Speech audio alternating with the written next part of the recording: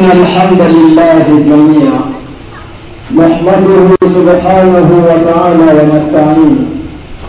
ونعوذ بالله من شرور أنفسنا ومن سيئات أعمالنا من يهده الله فلا مضل له ومن يضلل فلا هادي له أشهد أن لا إله إلا الله وحده لا شريك له وأشهد أن سيدنا وحبيبنا محمدا عبد الله ورسوله اللهم صل وسلم وبارك على نبيك ورسولك محمد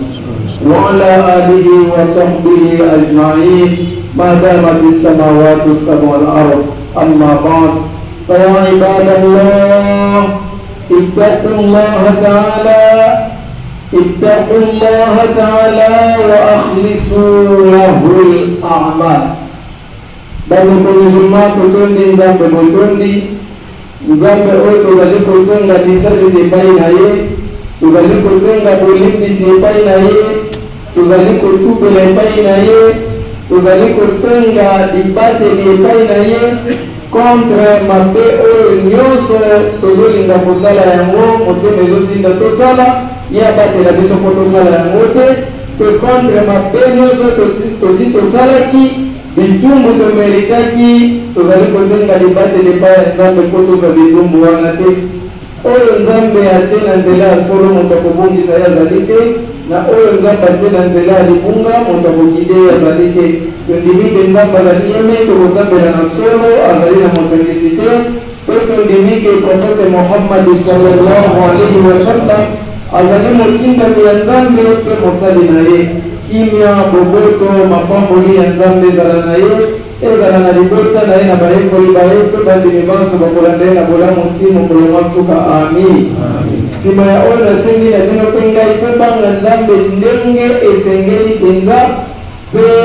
misala miso tokosala tosala makasi tosala yango kaka mpo na ye tokabola ye na eloko mosusu te to na moto mosusu te parmi bikelamu na ye na ndeko na ngai ndenge tolakaki yango fois passé tolobelaki bato ya mabe oyo baleki mabe makasi koleka meme bakafir tolobelaki bandimi tomonaki place ya bandimi tomonaki place ya bato mabe mpe tomonaki nini ezali kotinda bato kokuma kote ya bato mabe mingi tomonaki mabe oyo ya makasi na mokili ezali koasosie nzambe na eloko mosusu nzoka nde moto akoki koasosie nzambe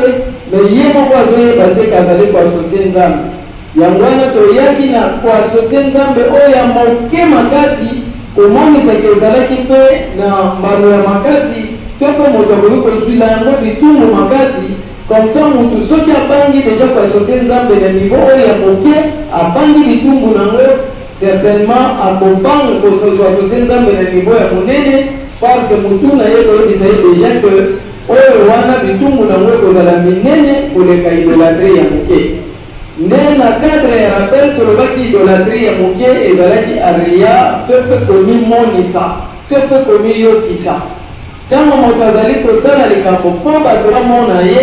to mpe mpo bato bayoka ye wana nde yango mosala oyo tobengi idolatrie ya moke e profete abangelaki nango mingi mpona bandimi parce que bayebi ke peut-être bakoyeba kodistingue yango te bakobanda kotombe na erreur wana peut-être bakominimize bitumbu nango to danger nango bakokota nango facilement yango tokebisaki bamusulman tokeba eloko wana ya kosala mpona bato nzoka kosala mpona bato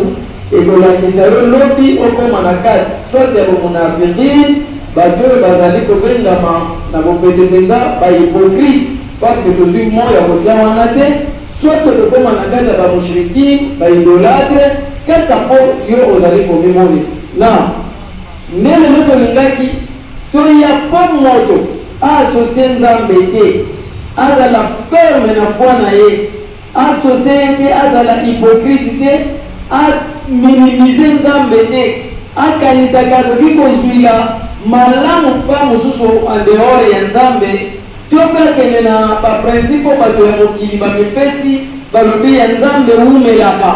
mpo bato bakima na makambo oyo lelo tolengelaki quelques versets ya Coran ya kolakisa biso soki tokangami na bokasi ya nzambe tokomona moto akosala mpona ekelamu te, moto akosala mpona kolakisa to koyokisa en dehors ya nzambe te, seke moto akozala na difficulté akozala hypocrite, moto mpe akozala na difficulté ya kozala idolâtre. بعد أعوذ بالله من الشيطان الرجيم قال تعالى قل الحمد لله وسلام على عباده الذين اصطفى الله خير عما يشركون. directement tozalina sourate An-Naml tobandina 59e verset ndesika mate na biso lelo kozwama nzoka nde tokoleka mpe na sura mosusu oyo tokozwa verset moko tokosignale yango inshallah. Nzambe alobi azoyebisa prophète Muhammad sallallahu alaihi wasallam loba na bango lokumu nyonso ezali ya Nzambe mpe kimia ezala na basali nyonso ya Nzambe oyo ye moko Nzambe apona. Awa mingi ezoconcerne baprofete nyonso ya Nzambe, kimia ezala na bango nyonso. Nzambe ye moko asengeli bango kimia, ata bino botourmente bango ndenge nini, ata bofingi bango ndenge nini, ata bosali nini, probleme kozala te parce que Nzambe si adécrété kimia na ye ezala likolo ya batoma na ye nyonso oyo apona. Nde tula motuna Allahu khairun amma yushrikun. Est-ce que na Nzambe na oyo bino bozali kosangisa ye na yango wapeleki malamu? Est-ce que Nzambe azali malamu koleka ou bien ezali bikelamu bino bozosangisa na Nzambe nde eleki malamu? Introduction yango oyo na baverset oyo nde tolobi kala te awa bato balobi ya Nzambe umela wapi ko eza bien seke oyo umelaka te. Soki ya Nzambe umela oyo umelaka te seke eza ya nani? Bato bango moko bayebi eza ya nani umelaka te. Ok, sikoyo toyebi te ya Nzambe umelaka mpona koya to ya Nzambe umelaka soki so ezwi yango. Oyo umelaka te wana umelaka te mpo eya to umelaka te ntango so ezwi yango. Wana eza bato na bato bakokanisa me Nzambe atuni Nzambe nde aleki malamu topimba oyo bino bozosangisa na Nzambe nde eleki malamu. Fo mpona moko fo moto azala kote moko po tokoza kote moko te tozongi pokobanda kozwa kaka rappel na mateya toteyaki mudhabdhabina baina dhali oza na parti te oza kaka tanto poto la ilaha ulai wala ilaha ulai kote oza te kote oko oza te. Nde Nzambe sikwa ye na précision mpona na Nzambe na biloko misu bozolanda wana wapi eleki malamu tikala kote moko. Nzambe bandi kotuna na detail alobi amman khalaqa as-samawati wal ard wa anzala lakum min as-samai ma'an fa anbatna bihi hadaiqa dhata bahja ma kana lakum an tunbitu shajaraha ilahun ma'a Allah bal hum qawmun ya'dilun. Nzambe alobi est-ce oyo akeli likolo na mabele azali kokitisa mbula kowuta na likolo pe a partir ya mai ya mbula wana azali kobimisa bajardin to pe milona ya kitoko penza oyo ozali kosepela nango. Meme yo ozalaka na bilanga te me soki ozoleka na nzela omoni banzete nyonso makasi ekomi vert okosepela kaka ata osepeli nango boye te okomona ke awa nde place malamu na bombama ata elili nango okosepela nango po bombamela mona. Sikoyo Nzambe azali kobimisa wana bino bozali capable te ya kobimisa ata nzete moko kaka. Meme oke oloni nguba kaka oyo nguba oza capable ya kobimisa nzete nango te. Nzoka Nzambe akobimisa ngo na ndenge lemba kaka wana kopasolisa ngo mabele ti ebima. Ate makambo wana Nzambe asalaka ntango bozali kotala soki yo ozwi nzete ya nguba zwa nzete ya lisango ntango ezobota oza na besoin maboko mibale te kaka misapi mibale soko tie boye emikami nango mais misapi eza capable ya konika nzete wana muti kobima na mabele, eza incapable ya kotobola mabele esika nzete wana etoboli. Allahu Akbar. Tangu yo ozomona eloko oyo, eske okoki kokroire ke ezali na nzambe mosusu oyo azosala mosala ensemble na nzambe oyo ya solo? Bato bazali kokanisa to bazali kosala boye, bazali bato bazali kokokanisa nzambe na biloko misusu. Tanto akanisi eza nzambe mutu aprotejaka aye asambeli,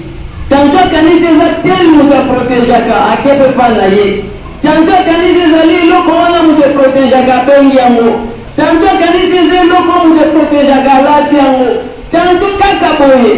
moto azoyeba te oyo azosala eza nani.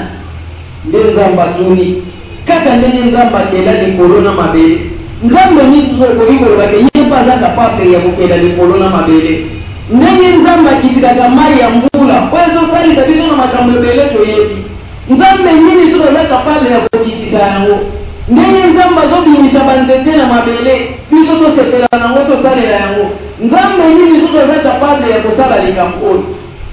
Est-ce que soki oyo ya kosala yango mosusu azali te, bozokontinue kokroire ke oyo azali kapable kosala lokola nzambe babenga ye mpe nzambe azali lisusu te? Bakestion nyonso réponse nango eza te. Biso nyonso tokozala d'accord toloba ke nzambe mosusu aza te ensemble na nzambe to mpe apart nzambe, mais na geste ya kozwa pouvoir ya nzambe kobanda kolukela ngo kote mosusu, nzambe alobi bal hum qawmun ya'dilun. Le fait kaka ya kosala geste wana ezali lokola yo ozokompare nzambe na bikelamu na ye. Wana 60e verset nzambe continue koloba amman ja'ala al-arda qararan wa ja'ala khilalaha anharan wa ja'ala laha rawasi wa ja'ala bayna al-bahrayn hajiza a ilahun ma'a Allah bal aktharuhum la ya'lamun. Alobi continue kotuna bango, nani oyo asala mabele ezala stable boye, ozotambola calmement, oyokaka ke mabele balukaka mabele tourna, mais ozotambola ozosentir te ke ozotourne oza à l'aise, ezotourne na ndenge te ekweyisa yo. Nzambe akoka kopesa yango vitesse moko okoka kotelema te, otikaka bogliso otikaka bokwei, okotongela ndako obetelaka tolo wapi, mutuka oyo obetelaka tolo kotambola nango wapi, fiero ozali kosala ozali kodendela okosalela yango wapi? Soki nzambe accéléré kaka vitesse ya mabele okokoka te. Bayebi so mabele eza ronde, eza likambo ya solo ndeko na ngai, mais tala soki moto alinga telema likolo ya bale difficulté nini akozwa? Olingo tala telema likolo ya balon okozwa difficulté nini? Batio kako eza